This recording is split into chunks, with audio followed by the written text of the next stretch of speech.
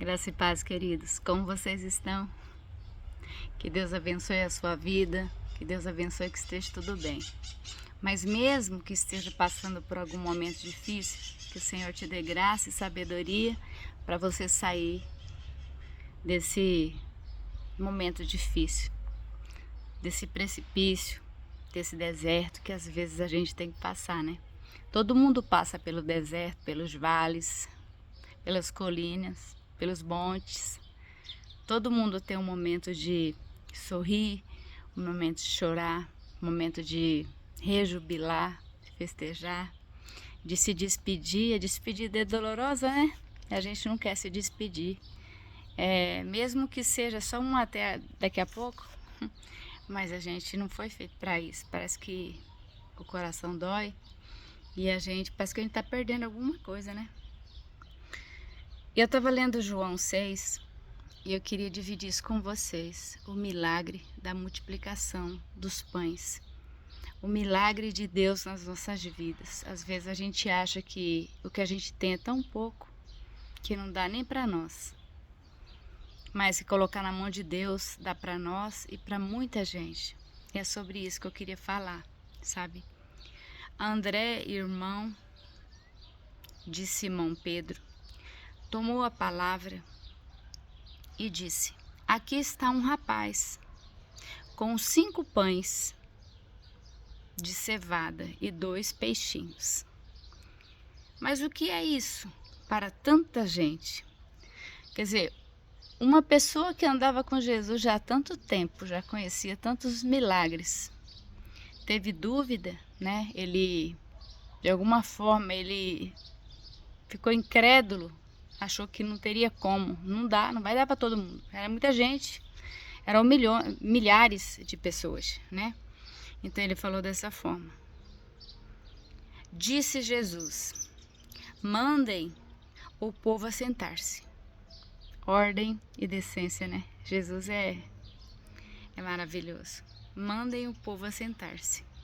E havia muita grama naquele lugar, e todos se assentaram.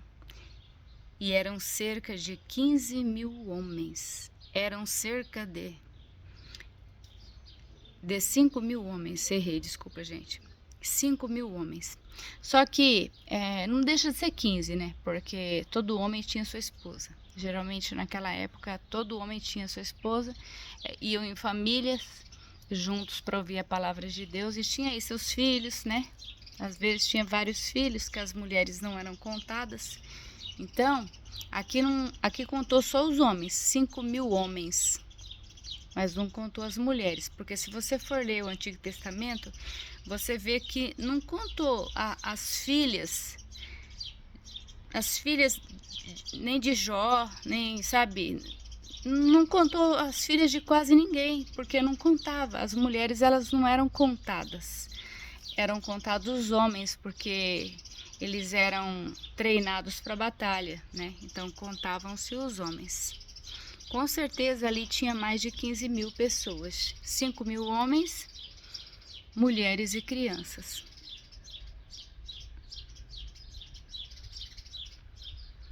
E então Jesus tomou os pães, deu graças e os repartiu entre os que estavam assentados, tanto quanto queriam. Ele mesmo serviu, viu? Ele mesmo pegou os pães ali, sacolinha de pão, que ele levou aos céus e santificou, e saiu entregando um a um as pessoas que estavam sentadas.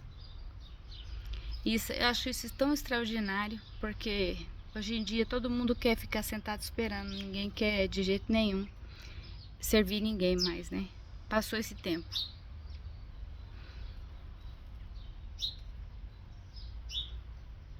O tanto que queriam. E fez o mesmo com os peixes. Depois que todo mundo que estava ali, os discípulos, todos que estavam ali, receberam o suficiente para comer, disse aos seus discípulos: ajuntem os pedaços que sobraram. que nada seja desperdiçado. Então eles os ajuntaram e encheram 12 cestos. Então só o que sobrou, sabe, os restos, os pedaços que sobrou daquilo que eles já haviam comido e se enchido e dito, não dá mais, não cabe mais. Deu 12 cestos. Mas no início, o rapaz não disse, né? André, irmão de Simão Pedro, um homem que era crente, que acreditava em Cristo, andava com ele, acreditava nos milagres, mas assim, que era tão incrível, era tão impossível que ele duvidou. Ele disse, mas como assim? Como que a gente vai conseguir pão para tanta gente? Não existe padaria que tenha pão já pronto para 5.000 homens. E ainda mais com mulheres e crianças. É sobre isso, sabe? É sobre como fazer. Como Deus fez. Não quero entender como Deus fez. Não quero entender como que ele pegou aquela sacolinha com aqueles pães, com aqueles peixes, e fez multiplicar em milhares. Isso é coisa dele. Isso é mistério dele. Você já parou para olhar para você e pensar, nossa, mas como será que Deus fez meu cabelo? Poxa vida. Como será que Deus me fez? O que ele estava pensando quando ele resolveu fazer o meu rosto? Às vezes eu fico pensando, e quando eu era criança eu pensava muito nisso, eu gostava muito de pensar nisso. Nossa, o pessoal fala que é Deus, que foi Deus que nos fez. Naquela época eu não sabia ler a Bíblia. O que será que ele estava pensando quando ele fez os meus olhos? Quando ele fez o meu sorriso? Quando ele me fez, sabe? E o que será que Jesus estava pensando na hora que ele começou a entregar os pães, né? Dividir os pães e os peixes para as pessoas. Ele saiu distribuindo, sabe? Mandem que o povo se assente. E havia muita grama naquele lugar. Então era um lugar verde, lugar gostoso. E todos se assentaram. Eram cerca de 5.000 homens. E então Jesus tomou os pães, deu graças e os repartiu entre os que estavam assentados, tanto quanto queriam, e fez o mesmo com os peixes. Depois que todos comeram, ele pediu para que os discípulos juntassem o que tinha sobrado, que não era para jogar nada fora. Comida não se joga fora, né? Comida se aproveita. Se a gente cria uma nova comida, daquela comida que sobrou, enfim, sabe? A gente não pode jogar comida fora. Tem muita gente passando fome, então é preciso a gente dar graças a Deus pelo pão que nós temos, saber dividir com as pessoas e ser grato. Nunca jogar fora, nunca jogar comida fora. Faz com amor o melhor que você puder e coma com a sua família e coma com as pessoas que te querem bem. É tão gostoso comer junto, é tão gostoso juntar a panela, né? Sabe aqueles amigos que falam, oh, vamos comer lá fora hoje, vamos comer fora hoje, vai todo mundo pro quintal comer fora. É muito bom a gente ter amizades sinceras, a gente ter pessoas para dividir a vida, pessoas para sorrir com a gente. E tá ficando cada vez mais raro. Eu me lembro que quando eu era criança, isso existia muito. A gente morava em colônias, em sítios, onde tinha muitos moradores, muitos colonos. E todo final de semana a gente fazia festa, sabe? Às vezes matava um porco e fazia ou galinha, vários frangos, e fazia aquelas paneladas de comida, macarronada, tanta coisa, sabe? E daí a gente ia celebrar a vida. Celebrar a vida é você agradecer a Deus por estar aqui. Talvez hoje você não tenha aí um prato de celebração, algo assim grandioso para celebrar. Mas celebre com um copo d'água, celebre tomando um café, celebre sorrindo, agradecendo a Deus pela sua respiração. Que tem pessoas que estão lá na UTI e que estão respirando por aparelho. Quantas pessoas nossas, né, que já passaram por isso e que a gente sabe que é muito caro o custo do fôlego, o custo da respiração. Tá com um pulmão artificial. Então agradeça a Deus por cada pedacinho seu, até por essa espinha, ó, intrusa que nasceu no meu nariz. Glorifique a Deus pela vida e por tudo.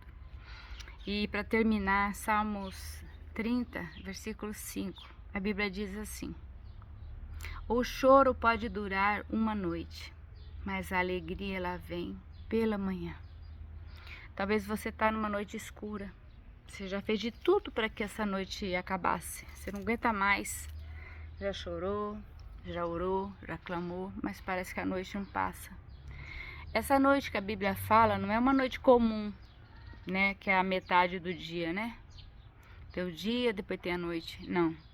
É um tempo de sofrimento, é um tempo amargo, é um tempo em que você não consegue ficar bem, em que você não consegue celebrar, que você está em angústia, está em dor, está em tristeza. Mas a Bíblia diz que a alegria vem de manhã bem cedo. A palavra do Senhor diz em Malaquias que grandes são as misericórdias do Senhor, infinitas, e elas se renovam a cada manhã. Então todas as manhãs Deus renova a sua misericórdia para que você e eu prevaleça, para que você e eu não venhamos desistir, para que ninguém de nós desistamos, porque se não fosse Deus, não fosse a sua misericórdia nos manter de pé, nos amparar, muitos aqui que me escutam já teriam parado, inclusive eu. Não sou melhor que ninguém, né? Eu tenho que dizer a verdade. Nós estamos de pé porque Deus nos ama e porque a sua misericórdia é eterna, dura para sempre. E ela se renova a cada manhã. Todas as manhãs ela é renovada e ela é transformada em alegria e paz no nosso coração. A Bíblia diz que a alegria do Senhor é a nossa força. Eu espero que você tenha entendido essa palavra e que você não fique olhando para as suas coisas, para o seu alimento. Quando você abre o seu armário, você fala: pô, só tem isso, mixaria de coisa acabando. Não. Você diz: glória a Deus, quanta coisa boa que Deus me deu, para que isso se multiplique. Sabe, você precisa usar a palavra para profetizar coisas boas, como Jesus fez. Ele pegou os pães, ele pegou os peixes, que era uma miniatura, diante de uma multidão de famintos, mas ele disse: graças te dou, meu Deus, por esses pães e por esses peixes. E eles foram multiplicados e alimentou uma multidão. Então que o seu alimento, que as coisas que você precisa na vida, seu remédio, suas coisas, sejam multiplicadas na sua vida 1000 vezes mais, que nada te falte, porque Deus é fiel e Ele é fiel. Um dia você vai voltar aqui e vai dar o feedback, e eu aguardo isso. Eu aguardo que você volte e venha me contar o teu testemunho de vida, o quanto Deus te abençoou e mudou a tua história. Alegra-te no Senhor, porque Deus é bom o tempo todo. Que Deus abençoe cada um. Um abraço fraterno, um abraço de Jesus para vocês todos e fiquem com Deus.